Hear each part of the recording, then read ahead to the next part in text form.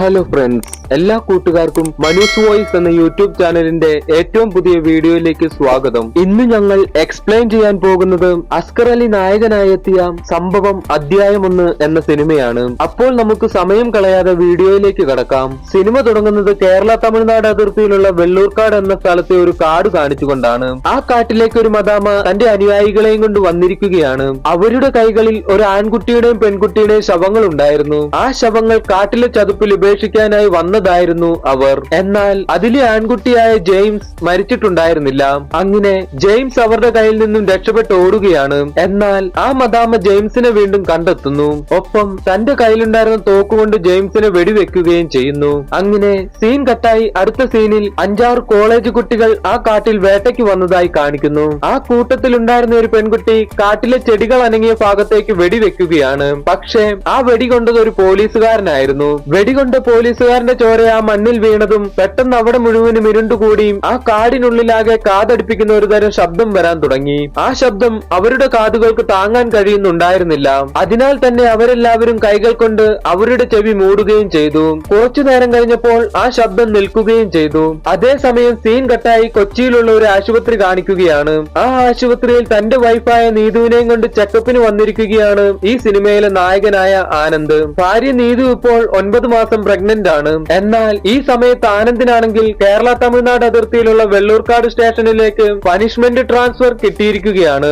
വലിയ സൗകര്യങ്ങളൊന്നുമില്ലാത്ത, പുറം ലോകവുമായി അധികം ബന്ധമൊന്നുമില്ലാത്ത കാട്ടുപ്രദേശത്തുള്ള ഒരു സ്റ്റേഷനായിരുന്നു വെള്ളൂർക്കാട് സ്റ്റേഷൻ. ആനന്ദ് ഒരു കോൺസ്റ്റബിൾ ആയിരുന്നു. ആനന്ദിന് അച്ഛനും അമ്മയും ഒന്നും ഉണ്ടായിരുന്നില്ല. ആനന്ദും നീതുവും സ്നേഹിച്ചു കല്യാണം കഴിച്ചവരാണ്. അതിനാൽ തന്നെ നീതുവിന്റെ വീട്ടുകാരുടെ സഹകരണം ഒന്നും ഉണ്ടായിരുന്നില്ല. ഡ്യൂട്ടി കഴിഞ്ഞു വരുന്ന ആനന്ദിനാണെങ്കിൽ ഗർഭിണിയായ തന്റെ ഭാര്യ നീതുവിന്റെ കാര്യങ്ങളെല്ലാം നോക്കി വീട്ടുജോലികളെല്ലാം ചെയ്യുന്നതിനാൽ തന്നെ ഉറക്കമൊന്നും കാര്യമായി നടക്കാറില്ലായിരുന്നു. അങ്ങനെ ഒരു ദിവസം ആനന്ദ് ആണെങ്കിൽ ഡ്യൂട്ടി സമയത്ത് ഉറങ്ങിപ്പോയി. അതിനാൽ തന്നെ തന്റെ മേലുദ്യോഗസ്ഥൻ വന്നപ്പോൾ ആനന്ദിന് സല്യൂട്ട് അടിക്കാൻ കഴിഞ്ഞതുമില്ല. അതിന്റെ പേരിലുള്ള പനിഷ്മെന്റ് ട്രാൻസ്ഫർ ആണിപ്പോൾ ആനന്ദിന് കിട്ടിയിരിക്കുന്നത്. ആനന്ദിനാണെങ്കിൽ തന്റെ ഭാര്യയെ ഈ അവസ്ഥയിൽ വിട്ടിട്ട് പോകുന്നതിൽ നല്ല വിഷമമുണ്ടായിരുന്നു. നീതു ആണെങ്കിൽ ഒരു തരത്തിൽ ആനന്ദിനെ പറഞ്ഞ് ആശ്വസിപ്പിച്ച് ജോലിക്ക് പറഞ്ഞയക്കുകയാണ്. അങ്ങനെ ആനന്ദ് നീതുവിന്റെ കാര്യങ്ങളെല്ലാം നോക്കി നടത്തുന്നതിനായി ഒരു ആന്റിയെ ഏർപ്പാടാക്കി വെള്ളൂർക്കാട്ടിലേക്ക് പോവുകയാണ്. കൊച്ചിയിൽ നിന്നും വെള്ളൂർക്കാട്ടിലേക്ക് നല്ല ദൂരമുണ്ടായിരുന്നു. മാത്രവുമല്ല പോലീസ് സ്റ്റേഷന്റെ ഭാഗത്തേക്കാണെങ്കിൽ ബസ് പോവുകയുമില്ല. അതിനാൽ തന്നെ ബസ് ഇറങ്ങിയതിനു ശേഷം കുറെ ദൂരം ജീപ്പിൽ കാട്ടിലൂടെ പോവുകയും വേണം. അങ്ങനെ ആനന്ദ് വെള്ളൂർക്കാട് വന്ന് ബസ് ഇറങ്ങിയതും തന്റെ ഒരു കൂട്ടുകാരന്റെ ഫോൺ കോൾ വരികയാണ്. നീതുവിന് പെയിൻ തുടങ്ങിയെന്നും ഹോസ്പിറ്റലിൽ കൊണ്ടുവന്നപ്പോൾ എന്തൊക്കെയോ കോംപ്ലിക്കേഷൻ ഉണ്ടെന്ന് പറഞ്ഞെന്നും ഇന്ന് തന്നെ ഡെലിവറി നടത്തണമെന്ന് പറഞ്ഞെന്നും പറയുന്നു. അത് കേട്ട ആനന്ദ് ആണെങ്കിൽ ഞാൻ ഇപ്പോൾ തന്നെ അവിടേക്ക് വരാമെന്ന് പറയുന്നു. അതിന് കൂട്ടുകാരൻ അതൊന്നും വേണ്ട, ഇവിടെയുള്ള എല്ലാ കാര്യങ്ങളും ഞങ്ങൾ നോക്കിക്കോളാം, നീ പോയി ജോയിൻ ചെയ്യാൻ പറയുകയാണ്. അത് കേട്ട ആനന്ദിനാണെങ്കിൽ നല്ല രീതിയിൽ തന്നെ ടെൻഷൻ ആകുന്നുണ്ടായിരുന്നു. അങ്ങനെ ആനന്ദ് അവിടെ നിന്നും ജീപ്പിൽ വെള്ളൂർക്കാട് സ്റ്റേഷനിലേക്ക് പോവുകയാണ്. ജീപ്പ് കാടിനകത്തു കൂടിയാണ് പോകുന്നതും. അതേസമയം ആനന്ദിന്റെ കൂട്ടുകാരൻ വിളിച്ചിട്ട് ആനന്ദിന് ഒരു പെൺകുഞ്ഞ് ജനിച്ചെന്ന കാര്യം പറയുന്നു. അത് കേട്ട് ആനന്ദിന് വളരെയധികം സന്തോഷമായി. അപ്പോഴാണ് അവർ പോയിക്കൊണ്ടിരുന്ന ജീപ്പ് വഴിയിലൂടെ പോയിക്കൊണ്ടിരുന്ന ഒരാളെ ഇടിക്കുന്നത്.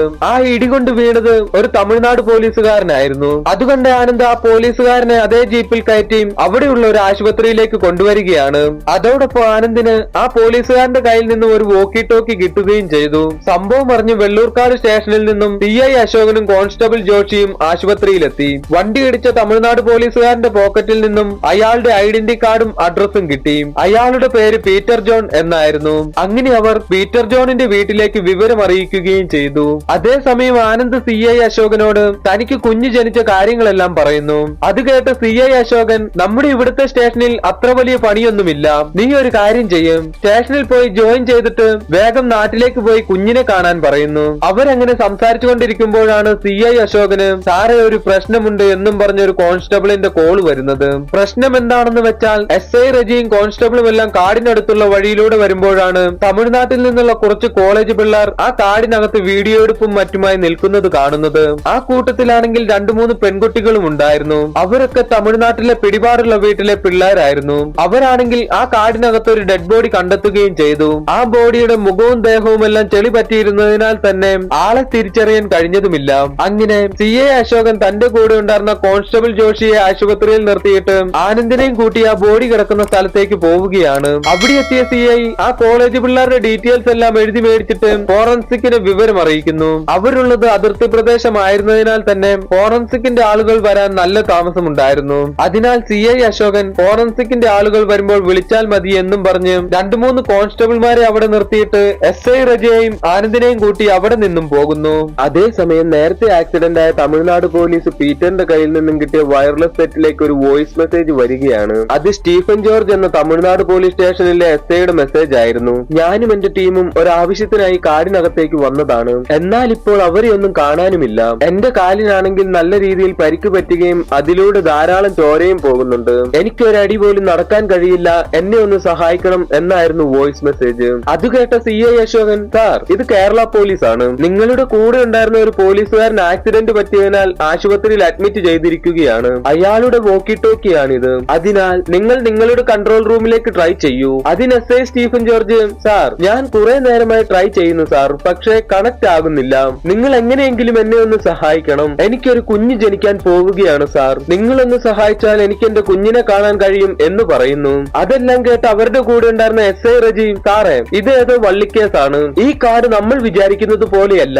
ഞാൻ ഇവിടെ ജനിച്ചു വളർന്നതാണ്. ഈ കാടിനെ കുറിച്ച് അത്ര നല്ല കഥകളൊന്നുമല്ല പുറത്തു കേൾക്കുന്നത് എന്ന് പറയുന്നു. എന്തായാലും ഒരു ജീവന്റെ കാര്യമല്ലേ എന്നോർത്ത് സ്റ്റീഫൻ ജോർജിനെ തപ്പി ആ കാട്ടിലേക്ക് പോകാൻ അവർ തീരുമാനിക്കുന്നു. അതായത് CI അശോകനും SI റജിയും പിന്നെ ആനന്ദും. അതേസമയം സീൻ കട്ടായി സ്റ്റീഫൻ ജോർജും അദ്ദേഹത്തിന്റെ ടീമും ആ കാടിനകത്തേക്ക് പോയത് എന്തിനാണെന്ന് കാണിക്കുന്നു. അതായത് സ്റ്റീഫൻ ജോർജും അദ്ദേഹത്തിന്റെ ടീമും ചേർന്ന് 3-4 ക്രിമിനൽസിനെ കോടതിയിൽ നിന്നും ആ കാട്ടിലെ വഴിയിലൂടെ തങ്ങളുടെ പോലീസ് സ്റ്റേഷനിലേക്ക് കൊണ്ടുപോവുകയായിരുന്നു. എന്നാൽ ആ കാടിനടുത്ത് വെച്ച് പ്രതികളെല്ലാവരും ചേർന്ന് ആ പോലീസുകാരെ എല്ലാം ആക്രമിച്ച് ആ കാടിനകത്തേക്ക് പോവുകയും ചെയ്തു. അത് കണ്ട് സ്റ്റീഫനും സംഘവും ആ പ്രതികളെ പിടികൂടുന്നതിനായി വന്നതാണ് ആ കാടിനുള്ളിലേക്ക്. അവരാകെ 5 പേരായിരുന്നു ഉണ്ടായിരുന്നത്. അതിൽ ASI മുത്തുവേൽ SI സ്റ്റീഫൻ ജോർജിനോട് ആ കാടിനെ കുറിച്ച് പറഞ്ഞു കൊടുക്കുകയാണ്. കുറെ വർഷങ്ങൾക്ക് മുമ്പ് ഈ കാടിന് നടുക്കായി ഒരു ഗോത്രവർഗക്കാരുടെ അമ്പലം ഉണ്ടായിരുന്നു. ആ ഗോത്രവർഗക്കാരെല്ലാവരും തങ്ങൾക്ക് നല്ല കാലം വരാനായി ആ അമ്പലത്തിൽ വന്ന് പ്രാർത്ഥിക്കുമായിരുന്നു. എന്നാൽ ഒരു ദിവസം ഈ കാട്ടിൽ വലിയൊരു അക്രമം നടന്നു. അതിനുശേഷം ഈ കാട്ടിൽ ഒരു അളവിൽ കൂടുതൽ ശബ്ദമുണ്ടാക്കാനോ ഇവിടുത്തെ മണ്ണിൽ ചോര വീഴാനോ പാടില്ല എന്ന് പറയുന്നു. അങ്ങനെ അവർ സംസാരിച്ച് ASI മുത്തുവേൽ ഇപ്പോൾ പറഞ്ഞ അമ്പലത്തിനടുത്ത് എത്തിയിരുന്നു. അവിടെ ഇപ്പോൾ ഒരു വലിയ വിഗ്രഹം മാത്രമേ ഉണ്ടായിരുന്നുള്ളൂ. കാക്കയുടെ തലയും മനുഷ്യന്റെ ശരീരവുമുള്ള വലിയൊരു വിഗ്രഹം. കാടിനുള്ളിലേക്ക് പ്രതികളെ തേടി വന്ന പോലീസുകാരെ ആ പ്രതികൾ ആക്രമിക്കുകയാണ്. അതുകണ്ട് വേറെ വഴിയില്ലാതെ സ്റ്റീഫൻ ജോർജ് തന്റെ കയ്യിലുണ്ടായിരുന്ന തോക്കുകൊണ്ട് ആ പ്രതികളിൽ ഒരാളെ ഷൂട്ട് ചെയ്യുകയാണ്. വെടികൊണ്ട് പ്രതിയുടെ ദേഹത്ത് നിന്നും രക്തം ആ മണ്ണിലേക്ക് വീണതും പെട്ടെന്ന് ആ കാട് മുഴുവനും ഇരുണ്ടു കൂടുകയും കാതടിപ്പിക്കുന്ന ഒരു തരം ശബ്ദം അവിടെ മുഴുവനും കേൾക്കാനും തുടങ്ങി. അതേസമയം സീൻ കട്ടായി CI അശോകനെയും SI റജിയെയും ആനന്ദിനെയും കാണിക്കുന്നു. അവരിപ്പോൾ സ്റ്റീഫൻ ജോർജിനെ തേടി ആ കാടിനുള്ളിലേക്ക് വന്നിരുന്നു. SI റജിയാണെങ്കിൽ അവരോട് നമുക്കിനിയും ഉള്ളിലേക്ക് പോകണോ സാറേ എന്ന് ചോദിക്കുന്നുമുണ്ട്. അതിന് CI അശോകൻ, എന്തായാലും ഇവിടെ വരെ വന്നതല്ലേ, ഇനി ആ സ്റ്റീഫൻ ജോർജിനെയും കൂട്ടി പുറത്തേക്ക് പോകാം. ഞാനും ഈ കാടിനെ കുറിച്ച് ധാരാളം കഥകൾ കേട്ടിട്ടുണ്ട്. ഈ കാട്ടിൽ വെച്ച് കുറെ പേരെ കാണാതായിട്ടുണ്ട് എന്നൊക്കെ. 1960-ലാണ് നമ്മുടെ സ്റ്റേഷനിൽ ആദ്യമായി ഒരു മിസ്സിംഗ് കേസ് റിപ്പോർട്ട് ചെയ്യുന്നത്. ഇവിടെ അടുത്തുള്ള എസ്റ്റേറ്റ് ജോലി ചെയ്യുന്ന ഒരു പെൺകുട്ടിയുടെ മിസ്സിംഗ് കേസ് ആയിരുന്നു അത്. ഒരു പോർച്ചുഗീസുകാരി മദാമയായിരുന്നു ആ എസ്റ്റേറ്റിന്റെ അപ്പോഴുള്ള ഓണർ. അവരെക്കാൾ ഒത്തിരി പ്രായം കുറഞ്ഞ ഒരു ചെറുക്കനെയാണ് ആ മദാമ കല്യാണം കഴിച്ചത്.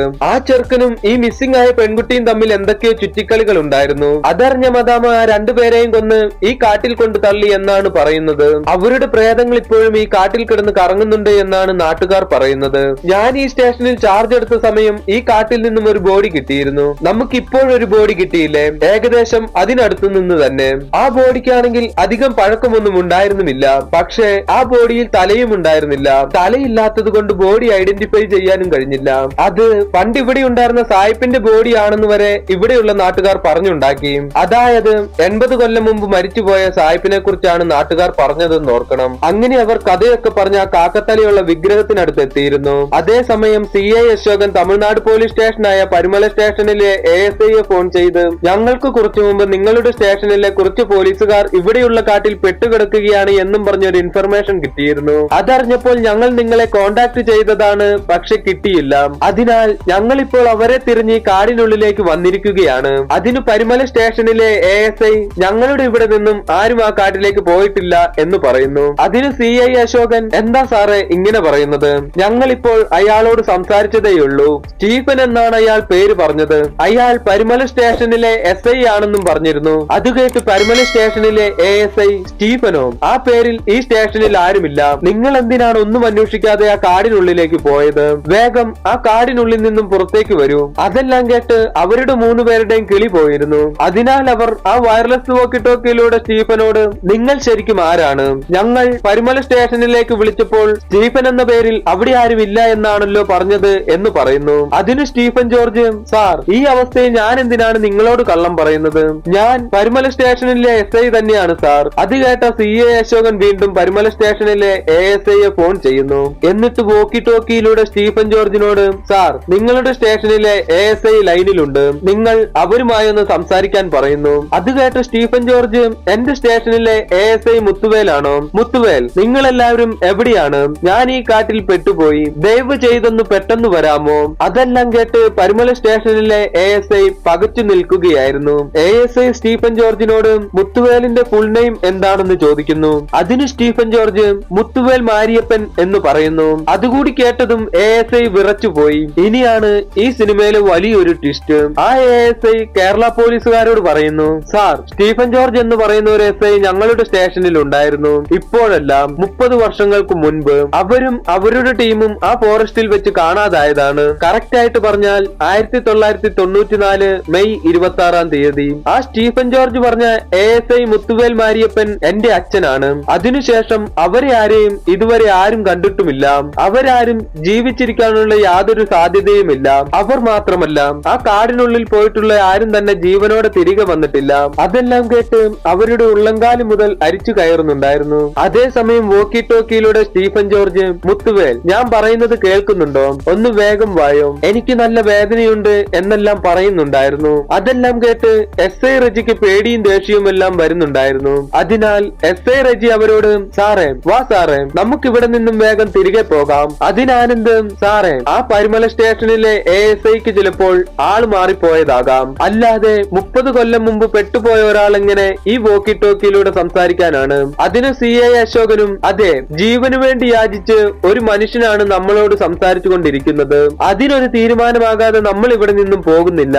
അത് കേട്ട് കലിപ്പായ SI റജി, എങ്കിൽ നിങ്ങൾ പോയി അന്വേഷിച്ചോ, ഞാൻ പോവുകയാണ് എന്നും പറഞ്ഞ് അവിടെ നിന്നും തിരികെ പോകുന്നു. അങ്ങനെ CI അശോകനും ആനന്ദും സ്റ്റീഫൻ ജോർജ് ഉള്ള സ്ഥലം കണ്ടെത്തി. അവരങ്ങനെ സ്റ്റീഫൻ ജോർജിന്റെ അടുത്തേക്ക് ചെന്നുകൊണ്ടിരിക്കുമ്പോഴാണ് അടുത്ത ട്വിസ്റ്റ്. അതായത് ആ വോക്കി ടോക്കിയിലൂടെ സ്റ്റീഫൻ ജോർജ്, സാർ, ഇവിടെ ഒരു ബോഡി കിടപ്പുണ്ട് സാർ. ഇതൊരു പോലീസുകാരന്റെ ബോഡിയാണ്. യൂണിഫോം എല്ലാം കണ്ടിട്ട് കേരള പോലീസിന്റെ പോലെയുണ്ട് സാർ. യൂണിഫോമിൽ MG അശോകൻ എന്നാണ് പേരെഴുതിയിരിക്കുന്നത് സാർ. അത് കേട്ട് ആനന്ദ് നോക്കുമ്പോഴാണ് തന്റെ കൂടെ ഉണ്ടായിരുന്ന CIയുടെ പേര് MG അശോകൻ എന്ന് കാണുന്നത്. അതെല്ലാം കേട്ട് പേടിയായെങ്കിലും അവർ സ്റ്റീഫൻ ജോർജിന്റെ അടുത്തേക്ക് ചെല്ലുകയാണ്. എന്നാൽ അവിടെയുള്ള കാഴ്ച കണ്ട് CI അശോകനും ആനന്ദിനും ശ്വാസം വരെ നിന്നു പോകുന്നത് പോലെ തോന്നിയിരുന്നു. അതായത് അവിടെ 2 പേരുടെ അസ്ഥികൂടങ്ങൾ മാത്രമേ ഉണ്ടായിരുന്നുള്ളൂ. അതിലൊന്ന് അവരിപ്പോൾ സംസാരിച്ചു കൊണ്ടിരുന്ന സ്റ്റീഫൻ ജോർജിന്റെയും രണ്ടാമത്തേത് സ്റ്റീഫൻ ജോർജ് പറഞ്ഞ MG അശോകന്റെയും. അതായത് ഇപ്പോൾ ആനന്ദിന്റെ കൂടെയുള്ള CI അശോകന്റെ. അപ്പോഴും അവരുടെ കയ്യിലുണ്ടായിരുന്ന വോക്കി ടോക്കിയിലൂടെ സ്റ്റീഫൻ ജോർജിന്റെ ശബ്ദം കേട്ടുകൊണ്ടിരിക്കുകയായിരുന്നു. അതിനാൽ ആനന്ദ് സ്റ്റീഫൻ ജോർജിനോട്, സാറേ, ഇന്ന് ഏതാ ഡേറ്റ് എന്ന് ചോദിക്കുന്നു. അതിന് സ്റ്റീഫൻ ജോർജ് 1994 മെയ് 26 എന്ന് പറയുന്നു. അതേസമയം നേരത്തെ ആക്സിഡന്റ് ആയി ആശുപത്രിയിൽ അഡ്മിറ്റ് ചെയ്ത പീറ്ററിന്റെ അടുത്ത് നിന്നിരുന്ന കോൺസ്റ്റബിൾ ജോഷി CI അശോകനെ ഫോൺ ചെയ്ത്, സാറേ, ഈ ഹോസ്പിറ്റലിൽ കിടന്ന പീറ്റർ മരിച്ചുപോയെന്നും ഇവിടെ വലിയൊരു പ്രശ്നമുണ്ടെന്നും പറയുന്നു. നമ്മൾ വിളിച്ചു പറഞ്ഞതനുസരിച്ച് പീറ്ററിന്റെ വീട്ടിൽ നിന്നും ബന്ധുക്കൾ വന്നിരുന്നു. അതിൽ 50 വയസ്സ് പ്രായമുള്ള ഒരു സ്ത്രീയും ഉണ്ടായിരുന്നു. ഞങ്ങൾ എല്ലാവരും അത് പീറ്ററിന്റെ അമ്മയാണെന്നാണ് കരുതിയത്. പക്ഷേ അത് അയാളുടെ അമ്മയല്ല, ഭാര്യയാണ്. അത് കേട്ട് CI അശോകൻ, ഭാര്യയോ? അതിനാ പീറ്ററിന് 30-31 വയസ്സ് പ്രായമല്ലേയുള്ളൂ. അതിന് ജോഷി, അതെ സാർ, പക്ഷേ അവർ പറയുന്നത് 30 വർഷം മുമ്പ് നമ്മുടെ ഇവിടെയുള്ള കാട്ടിൽ വെച്ച് അയാളെ കാണാതായതാണെന്ന്. അതെല്ലാം കേട്ട് ഞാൻ വിശ്വസിച്ചില്ല. എന്നാൽ അവർ പീറ്ററിന്റെ ID കാർഡ് എല്ലാം ഞങ്ങളെ കാണിച്ചു. അതിൽ പീറ്ററിന്റെ ജനന തീയതി 1959 ആയിരുന്നു എന്നും പറഞ്ഞ് ആ ID കാർഡിന്റെ ഒരു ഫോട്ടോ CI അശോകനും അയച്ചു കൊടുക്കുന്നു. അതെല്ലാം കേട്ട് CI അശോകനും ആനന്ദിനും ഭ്രാന്ത് പിടിക്കുന്നുണ്ടായിരുന്നു. ഇപ്പോഴാണ് അടുത്തൊരു ട്വിസ്റ്റ്. അതായത് നേരത്തെ കാടിനതിർത്തിയിൽ നിന്നും ഇവർക്കൊരു ഡെഡ് ബോഡി കിട്ടിയിരുന്നല്ലോ. അവിടെ ഇപ്പോൾ ഫോറൻസിക് ഡിപ്പാർട്ട്മെന്റിൽ നിന്നും ആളുകൾ വന്ന് പരിശോധനയെല്ലാം നടത്തിയിരുന്നു. അവിടെയുള്ള കാര്യങ്ങളെല്ലാം നോക്കാൻ ഏൽപ്പിച്ചിരുന്ന കോൺസ്റ്റബിൾ ഇപ്പോൾ CI അശോകനെ ഫോൺ ചെയ്ത്, സാറിന്റെ കൂടെ ഇപ്പോൾ SI റജി സാറുണ്ടോ എന്ന് ചോദിക്കുന്നു. അതിന് അശോകൻ ഇല്ല എന്ന് പറഞ്ഞു. അത് കേട്ട കോൺസ്റ്റബിൾ, സാർ, ഫോറൻസിക് ഡിപ്പാർട്ട്മെന്റിൽ നിന്നും ആളുകൾ വന്ന് ഈ ബോഡി പരിശോധിച്ചു. ചോദിച്ചു. ഇത് റജി സാറിന്റെ ബോഡിയാണ്. അതിന് CA അശോകൻ SI റജിയുടെയോ? അതെങ്ങനെ ശരിയാകും? ഡെഡ് ബോഡി അവിടെ നിന്നും കിട്ടിയപ്പോൾ നമ്മുടെ കൂടെ റജിയും ഉണ്ടായിരുന്നല്ലോ. അതിന് കോൺസ്റ്റബിൾ ഫോറൻസിക്കിന്റെ ആളുകൾ ബോഡിയുടെ മുഖത്തെ ചെളി മാറ്റിയപ്പോഴേ റജി സാറിനെ പോലെ തന്നെയായിരുന്നു. അതിനുശേഷം പോക്കറ്റിൽ നിന്നും കിട്ടിയ പേഴ്സ് ചെക്ക് ചെയ്തപ്പോഴാണ് അത് റജി സാർ തന്നെയാണെന്ന് ഉറപ്പിച്ചത്. അതായത് ആ പേഴ്സിനകത്ത് റജി സാറിന്റെ ഫോട്ടോയും ID കാർഡും എല്ലാം ഉണ്ടായിരുന്നു. ഓൾറെഡി CA അശോകന്റെയും ആനന്ദിന്റെയും കിളി പോയിരിക്കുകയാണല്ലോ. ഇതുകൂടി കേട്ടപ്പോൾ ബാക്കിയുണ്ടായിരുന്ന കിളിയും കൂടി പോയി. അതേസമയം ആ കാട്ടിലാകെ മഴ പെയ്യാനും തുടങ്ങി. അപ്പോഴാണ് അശോകനും ആനന്ദും ഒരു കരച്ചിൽ കേൾക്കുന്നത്. ചെന്ന് നോക്കുമ്പോഴതാ SI റജി ആ കാട്ടിലുണ്ടായിരുന്ന ഒരു ചതുപ്പിനകത്തേക്ക് താന്നുകൊണ്ടിരിക്കുന്നു. അത് കണ്ട് അവർ രണ്ടുപേരും ആ ചതുപ്പിനകത്തു നിന്ന് റജിയെ രക്ഷപ്പെടുത്താൻ ശ്രമിക്കുകയാണ്. എന്നാൽ അതിനിടയിൽ CA അശോകന്റെ കൈ അവിടെ ഉണ്ടായിരുന്ന ഒരു കമ്പിൽ തട്ടി മുറിയുകയും ഒപ്പം ആ മുറിവിൽ നിന്നും അവിടെയുള്ള മണ്ണിലേക്ക് രക്തം വീഴുകയും ചെയ്തു. പെട്ടെന്ന് ആ കാട് മുഴുവനും ഇരുണ്ടുമൂടുകയും അതോടൊപ്പം ആ കാടിനകം മുഴുവൻ കാതടിപ്പിക്കുന്ന ഒരു തരം ശബ്ദം വരാനും തുടങ്ങി. അതെല്ലാം കണ്ട് അവിടെ എന്താണ് സംഭവിക്കുന്നതെന്ന് അവർക്ക് മനസ്സിലായതുമില്ല. അങ്ങനെ കുറച്ചു നേരം കഴിഞ്ഞപ്പോൾ ആ ശബ്ദം നിന്നു. പക്ഷേ കണ്ണു തുറന്ന ആനന്ദ് ആ കാടിന്റെ വേറെ ഏതോ ഒരു ഭാഗത്താണ് നിൽക്കുന്നത്. അതും കാലഘട്ടം വരെ മാറിപ്പോയിരുന്നു. അതായത് സിനിമയുടെ തുടക്കത്തിൽ ഒരു മദാമ തന്റെ ആളുകളെയും കൂട്ടി ഒരു ആൺകുട്ടിയുടെയും പെൺകുട്ടിയുടെയും ശവം ആ കാട്ടിൽ ഉപേക്ഷിക്കാനായി വന്നപ്പോൾ ജീവനോടെ ഉണ്ടായിരുന്ന ആൺകുട്ടി അവരുടെ കയ്യിൽ നിന്നും രക്ഷപ്പെട്ടു പോയിരുന്നല്ലോ. ആ രക്ഷപ്പെട്ടോടിയ ആൺകുട്ടിയെ തേടി നടന്നിരുന്ന മദാമയുടെ മുന്നിലേക്കാണ് ആനന്ദ് ഇപ്പോൾ ചെന്നിരിക്കുന്നത്. ആനന്ദിനെ കണ്ട മദാമ നീ ആരാണ് എന്നും ചോദിച്ച് തന്റെ കയ്യിലുണ്ടായിരുന്ന തോക്കുകൊണ്ട് ആനന്ദിനെ ഷൂട്ട് ചെയ്യുന്നു. അതേസമയം വീണ്ടും ആനന്ദ് നിന്നിരുന്ന കാലഘട്ടം മാറുകയാണ്. ഇപ്പോൾ ആനന്ദ് എത്തിയിരിക്കുന്നത് ഒരു കുഞ്ഞു പെൺകുട്ടി ആ കാടിന് നടുക്കിരുന്ന് കരയുന്നിടത്താണ്. ആനന്ദ് ആ പെൺകുട്ടിയോട് എന്തു പറ്റിയെന്ന് ചോദിക്കുന്നു. അതിനാ പെൺകുട്ടിയും എന്റെ അനിയൻ ഈ കാട്ടിലേക്ക് വന്നതാണ്, ഇപ്പോൾ അവനെ കാണാനില്ല എന്ന് പറയുന്നു. അതിനാനന്ദ് ആ പെൺകുട്ടിയോട് കരയേണ്ട കേട്ടോ, നമുക്ക് അന്വേഷിക്കാം എന്നും പറഞ്ഞ് അവിടെയെല്ലാം തേടി നോക്കുകയാണ്. ആ പെൺകുട്ടിയുടെ അനിയനെ തേടിയ ആനന്ദ് പക്ഷെ കണ്ടെത്തിയത് തന്റെ കൂടെ ഉണ്ടായിരുന്ന CA അശോകന്റെ ഡെഡ് ബോഡി ആയിരുന്നു. അത് കണ്ട് പേടിച്ചു നിന്നിരുന്ന ആനന്ദിന്റെ പിന്നിലൂടെ ഒരാൾ വന്ന് കഴുത്തിൽ പിടിക്കുകയാണ്. അത് സ്റ്റീഫൻ ജോർജിന്റെ സംഘത്തിന്റെയും കയ്യിൽ നിന്നും രക്ഷപ്പെട്ട് കാട്ടിലേക്ക് വന്ന പ്രതികളിൽ ഒരാളായിരുന്നു. ഒരു തരത്തിൽ ആനന്ദ് അയാളുടെ കയ്യിൽ നിന്നും രക്ഷപ്പെട്ട് ഓടുകയാണ്. ഓടിച്ചെന്ന് ആനന്ദ് ചെന്നുപെട്ടത് കാടിനുള്ളിലേക്ക് രക്ഷപ്പെട്ടു വന്ന പ്രതികളെ തേടി വന്ന സ്റ്റീഫൻ ജോർജിന്റെ അടുത്തേക്കാണ്. ഈ സ്റ്റീഫൻ ജോർജിന്റെ വയർലെസ് സന്ദേശം കാരണമാണ് ആനന്ദ് എല്ലാം ഈ കാടിനകത്തേക്ക് വന്നത് തന്നെ. സ്റ്റീഫൻ ജോർജിനെ കണ്ട ആനന്ദ് അത്ഭുതത്തോടെയാണ് സ്റ്റീഫനെ നോക്കുന്നത്. ആനന്ദിനെ കണ്ട സ്റ്റീഫൻ ജോർജ് നീ ആരാണ് എന്ന് ചോദിക്കുന്നു. അതിനാനന്ദ് ഞാൻ വെള്ളൂർക്കാട് സ്റ്റേഷനിലെ കോൺസ്റ്റബിൾ ആണെന്ന് പറഞ്ഞു. അത് കേട്ട സ്റ്റീഫൻ ജോർജ് ഞാൻ പരിമല സ്റ്റേഷനിലെ SI സ്റ്റീഫൻ ജോർജ് ആണെന്നും ഞങ്ങളുടെ കയ്യിൽ നിന്നും കുറച്ചു പ്രതികൾ ഈ കാടിനകത്തേക്ക് രക്ഷപ്പെട്ട് ഓടിക്കയറിയെന്നും അവരെ പിടികൂടാനായി വന്നതാണെന്നും പറയുന്നു. അത് കേട്ട് ആനന്ദ് സ്റ്റീഫനോട് സാർ ഇന്നത്തെ ഡേറ്റ് എത്രയാണെന്ന് ചോദിക്കുന്നു. അതിന് സ്റ്റീഫൻ ഇന്ന് 1994 മെയ് 26 ആണെന്ന് പറയുന്നു. അത് കേട്ട് ആനന്ദിന് അവിടെ എന്തൊക്കെയാണ് നടക്കുന്നതെന്ന് മനസ്സിലായതുമില്ല. അപ്പോഴാണ് അവർ കാടിന്റെ മറ്റൊരു ഭാഗത്തു നിന്നും ഒരു കരച്ചിൽ കേൾക്കുന്നത്. അങ്ങനെ അവർ കരച്ചിൽ കേട്ട ഭാഗത്തേക്ക് ചെന്ന് നോക്കുമ്പോൾ സ്റ്റീഫന്റെ കൂടെ ഉണ്ടായിരുന്ന പോലീസുകാരിൽ ഒരാളെ ആ പ്രതികളെല്ലാവരും ചേർന്ന് ആക്രമിക്കുന്നതാണ്. അത് കണ്ട സ്റ്റീഫൻ തന്റെ കയ്യിലുണ്ടായിരുന്ന തോക്കുകൊണ്ട് ആ പ്രതികളിൽ ഒരാളെ ഷൂട്ട് ചെയ്യുകയാണ്. വെടികൊണ്ട പ്രതിയുടെ ചോര ആ കാട്ടിലെ മണ്ണിൽ വീണതും വീണ്ടും ആ കാട് മുഴുവനും ഇരുണ്ടുമൂടി നേരത്തെ കേട്ട അതേ കാതടിപ്പിക്കുന്ന ശബ്ദം ആ കാട്ടിലാകെ കേൾക്കാനും തുടങ്ങി.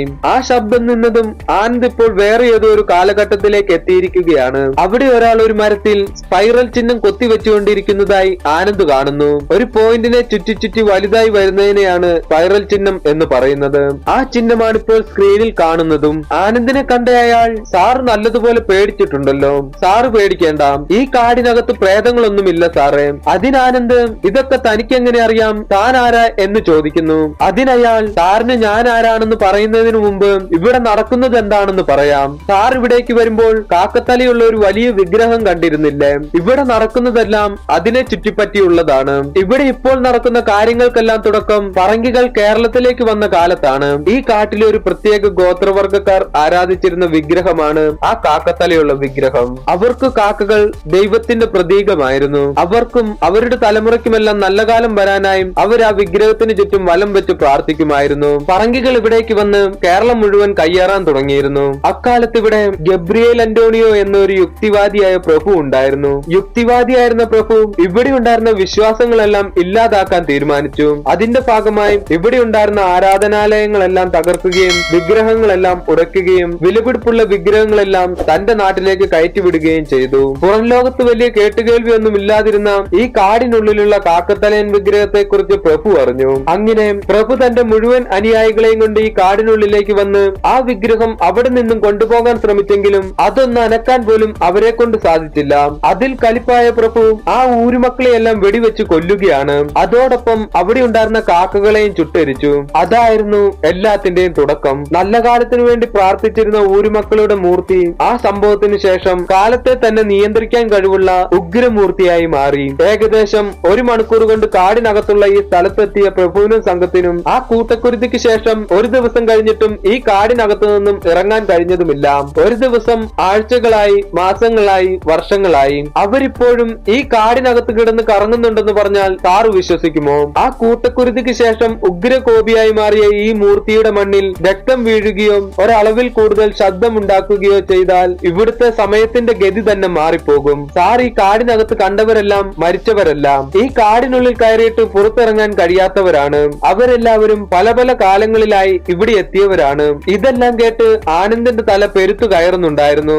ആനന്ദ് അയാളോട് ഇതെല്ലാം തനിക്കെങ്ങനെ അറിയാം എന്ന് ചോദിക്കുന്നു. അതിനയാൾ ഈ കാട്ടിലുണ്ടായിരുന്ന ഊരുമക്കളെയെല്ലാം ചതിച്ച് ആ പ്രഭുവിനെയും സൈന്യത്തിനെയും ഇവിടെ എത്തിച്ച പറങ്കി സൈന്യത്തിന്റെ ചാരനായിരുന്നു ഞാൻ. പിന്നെ സാറ്, ഇതിൽ നിന്നും രക്ഷപ്പെടാൻ ഒരേ ഒരു വഴിയേയുള്ളൂ. ഞാനും സാറുമെല്ലാം ഇവിടേക്ക് വരാൻ കാരണമായ ആ സംഭവം അത് നടക്കരുത്. അതല്ലാത്തിടത്തോളം കാലം നമ്മൾ ഇവിടെ കിടന്ന് കറങ്ങിക്കൊണ്ടിരിക്കും. അത് മനസ്സിലാക്കിയ ആനന്ദ് താൻ ഇപ്പോൾ നിൽക്കുന്ന കാലഘട്ടം മാറ്റുന്നതിനായി തന്റെ കൈ മുറിച്ച് കുറച്ചു ചോര ആ മണ്ണിലേക്ക് വീഴ്ത്തുകയാണ്. അങ്ങനെ ആനന്ദ് ഇപ്പോൾ താനുണ്ടായിരുന്ന കാലഘട്ടത്തിൽ നിന്നും കുറച്ചു മുമ്പ് തന്റെ അനിയനെ കാണാനില്ല എന്നും പറഞ്ഞ് കരഞ്ഞുകൊണ്ടിരുന്ന ആ പെൺകുട്ടിയുടെ കാലഘട്ടത്തിലേക്ക് എത്തിയിരിക്കുകയാണ്. അതേസമയം ആ പെൺകുട്ടി എങ്ങനെയാണ് ആ കാടിനുള്ളിലേക്ക് വന്നതെന്ന് കാണിക്കുകയാണ്. അതായത് ആ പെൺകുട്ടിയും അനിയൻ റജിയുമെല്ലാം ആ നാട്ടിൽ തന്നെ ജനിച്ചു വളർന്നവരാണ്. ഒരു ദിവസം അവർ കുട്ടികളോടൊപ്പം സ്കൂൾ വിട്ടു വന്നുകൊണ്ടിരിക്കുമ്പോൾ അനിയൻ റജി ആ കാടിനുള്ളിൽ നല്ല ഭംഗിയുള്ള ഒരു കുതിരയെ കാണുകയും അതിനു പുറകെ ആ കാടിനുള്ളിലേക്ക് വരികയും ചെയ്യുന്നു. അത് കണ്ട റജിയുടെ ചേച്ചിയും റജിയുടെ പുറകെ ആ കാടിനുള്ളിലേക്ക് വരികയാണ്.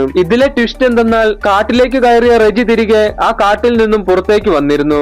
അതായിരുന്നു SI റജി. അതായത് ആനന്ദിന്റെ കൂടെ ഈ കാടിനകത്തേക്ക് വന്നത് CI അശോകനും SI റജിയുമായിരുന്നല്ലോ. ആ SI റജി തന്നെയാണ് ഈ പെൺകുട്ടിയുടെ അനിയൻ റജിയും. ഇപ്പോൾ SI റജിയെ കാണിക്കുകയാണ്. SI റജിയെ അവസാനമായി കണ്ടത് ആ കാട്ടിനുള്ളിലെ ചതുപ്പിൽ വീണു കിടക്കുന്നതായിരുന്നല്ലോ. ചതുപ്പിനുള്ളിൽ കിടന്നിരുന്ന SI റജി ഇപ്പോൾ തന്റെ ചേച്ചിയുടെ ശബ്ദം കേൾക്കുകയാണ്. അങ്ങനെ SI റജി ഇപ്പോൾ തന്റെ സർവ്വശക്തിയും എടുത്ത് ആ ചതുപ്പിൽ നിന്നും പുറത്തേക്ക് വരികയാണ്. ഇതിലെ പ്രശ്നം എന്തെന്നാൽ കാട്ടിൽ നിന്നും പുറത്തേക്ക് വന്ന റജി വളർന്നു വലുതായി ഒരു SI ആയി മാറിയിരുന്നല്ലോ. എന്നാൽ കാടിനുള്ളിൽ പെട്ടുപോയിരുന്ന SI റജിയുടെ ചേച്ചി ഇപ്പോഴും ആ സ്കൂൾ കുട്ടിയായി തന്നെ ഇരിക്കുകയാണ്. അതിനാൽ തന്നെ ആ പെൺകുട്ടിക്ക് റജിയെ മനസ്സിലായതുമില്ല. മാത്രവുമല്ല ദേഹത്ത് മുഴുവൻ ചെളിയുമായി വന്ന SI റജിയെ കണ്ട് ആ പെൺകുട്ടി നല്ലതുപോലെ പേടിക്കുകയും ചെയ്തു. അതിനാൽ ആ പെൺകുട്ടി അവിടെ നിന്നും പേടിച്ചോടുകയാണ്. അത് കണ്ട റജി തന്റെ ചേച്ചിയുടെ പുറകെ ചേച്ചി ചേച്ചി എന്നും വിളിച്ച് ഓടുന്നുമുണ്ട്. സിനിമയുടെ തുടക്കത്തിൽ കുറെ കോളേജ് പിള്ളേർ വേട്ടയ്ക്കായി കാട്ടിലേക്ക് വന്നതായി കാണിച്ചിരുന്നല്ലോ. വേട്ടയ്ക്ക് വന്നതിൽ ഒരു പെൺകുട്ടി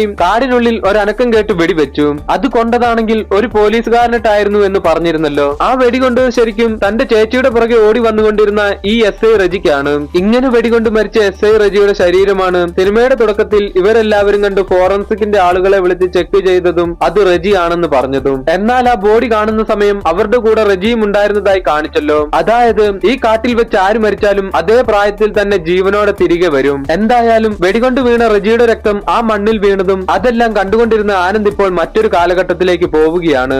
ആനന്ദ് ഇപ്പോൾ വന്നിരിക്കുന്നത് സ്റ്റീഫൻ ജോർജും സംഘവും പ്രതികളെ പിടിക്കാൻ കയറിയ 1994ലേക്കാണ്. സ്റ്റീഫൻ ജോർജിനെ കണ്ട ആനന്ദ് സ്റ്റീഫനോട് സാർ എത്രയും പെട്ടെന്ന് ഈ കാട്ടിൽ നിന്നും പുറത്തേക്ക് പോകണം എന്ന് പറയുന്നു. എന്നാൽ സ്റ്റീഫൻ ജോർജ് ആ പ്രതികളെ പിടികൂടാതെ ഈ കാട്ടിൽ നിന്നും പുറത്തേക്ക് പോകില്ല എന്ന് ആനന്ദിനോട് പറയുന്നു. അതിന് ആനന്ദ് സാർ ഇപ്പോൾ ഈ കാട്ടിൽ നിന്നും പുറത്തേക്ക് പോയില്ല എങ്കിൽ പിന്നീട് ഒരിക്കലും സാറിന് ഈ കാട്ടിൽ നിന്നും പുറത്തേക്ക് പോകാൻ കഴിയില്ല.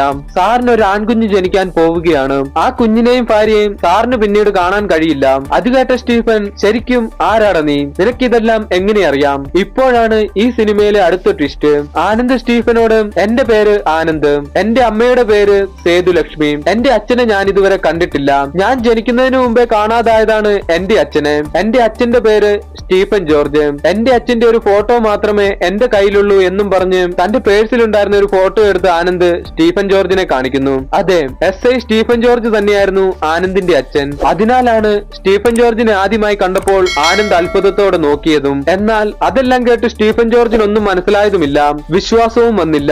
അത് മനസ്സിലാക്കിയ ആനന്ദ് തന്റെ ID കാർഡിലെ ഡേറ്റ് ഓഫ് ബർത്ത് സ്റ്റീഫൻ ജോർജിനെ കാണിക്കുന്നു. അതായത് സ്റ്റീഫൻ ജോർജും സംഘവും ഈ കാടിനുള്ളിലേക്ക് വന്ന മെയ് 26, 1994 ആയിരുന്നു ആനന്ദിന്റെ ജന്മദിനവും. ഇപ്പോഴും 1994 ജീവിക്കുന്ന സ്റ്റീഫൻ ജോർജിന് അതൊന്നും വിശ്വസിക്കാൻ കഴിയുന്നുണ്ടായിരുന്നില്ല. ആനന്ദ് തന്റെ അച്ഛൻ സ്റ്റീഫനോട് പറയുന്നു, ഞാൻ പറയുന്ന കാര്യങ്ങളൊന്നും വിശ്വാസം വരുന്നില്ല അല്ലേ? ഇപ്പോൾ നമ്മൾ ഒരു ശബ്ദം കേൾക്കും, നിങ്ങളുടെ കൂടെയുള്ള ഒരു പോലീസുകാരനെ ആ പ്രതികൾ പിടികൂടുന്നതിന്റെ ശബ്ദം. ആ ശബ്ദം കേട്ട് നമ്മളിപ്പോൾ അവിടേക്ക് പോവുകയും ചെയ്യും. നിങ്ങളുടെ കയ്യിലുള്ള തോക്ക് വെച്ച് നിങ്ങൾ ആ പ്രതികളിൽ ഒരാളെ വെടിവെക്കുകയും ചെയ്യും. ആ വെടികണ്ട ആളുടെ രക്തം ഈ മണ്ണിലേക്ക് വീഴുകയും അതോടെ നമ്മൾ വേറെ വേറെ കാലങ്ങളിലേക്ക് പോവുകയും ചെയ്യും. ആനന്ദ് പറഞ്ഞതുപോലെ തന്നെ ആ കാടിനുള്ളിൽ നിന്ന് സ്റ്റീഫന്റെ കൂടെയുള്ള ഒരു പോലീസുകാരനെ ആ പ്രതികൾ പിടികൂടിയതിന്റെ ശബ്ദം അവർ കേൾക്കുകയാണ്. അങ്ങനെ സ്റ്റീഫനും ആനന്ദും അവിടേക്ക് വരികയും ചെയ്തു. എന്നാൽ സ്റ്റീഫൻ തന്റെ തോക്കെടുത്ത് ആ പ്രതികളെ ഷൂട്ട് ചെയ്യുന്നതിന് മുമ്പ് തന്നെ സ്റ്റീഫന്റെ തോക്ക് ആനന്ദ് എടുത്ത് പ്രതികൾക്ക് നേരെ പിടിക്കുന്നു. തോക്ക് കണ്ട പ്രതികളാണെങ്കിൽ അവിടെ നിന്നും ഓടിപ്പോവുകയും ചെയ്തു. അങ്ങനെ സ്റ്റീഫന് ആനന്ദിനെ പതിയെ പതിയെ വിശ്വാസമാകാൻ തുടങ്ങി. അതിനാൽ ആനന്ദിന്റെ നിർദ്ദേശപ്രകാരം സ്റ്റീഫനും സ്റ്റീഫന്റെ കൂടെയുള്ള പോലീസുകാരും ആ കാട്ടിൽ നിന്നും പുറത്തേക്ക് പോകാൻ തയ്യാറെടുക്കുകയാണ്. അതിനായി അവർ ആ കാടിനുള്ളിലുള്ള വിഗ്രഹത്തിനടുത്തെത്തി.